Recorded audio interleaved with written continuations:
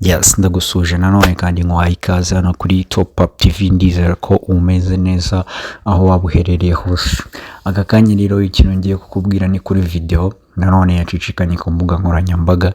Iyi ni video irimo Ben uzwi mu muturanyi ndetse na Marene uzwi mu muturanyi, ariko akaba yitwa Jojo, akaba anafite channel yacishaho project z'amafilime yitwa Jojo Films.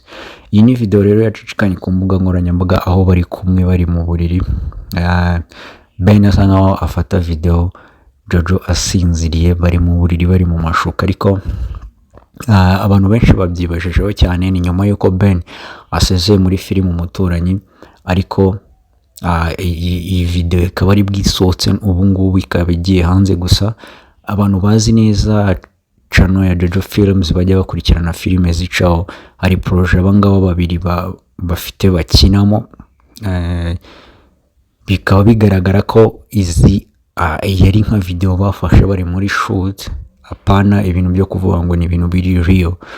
Ibi ngibi ni ibintu akenshi abastari bakoresha ku mbuga nkoranyambaga kugira ngo bakurura attentions cyangwa se bakora ama headlines, nkuko nawe babwiye nkora kuri video ya Aline Gahongayire.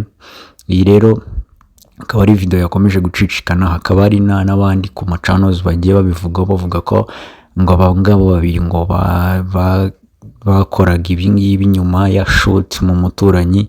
Gusa nta scene nimwe twigeze tubona cyangwa se na location bano bashutingiraho mu Muturanyi ntabwo ari zimwe.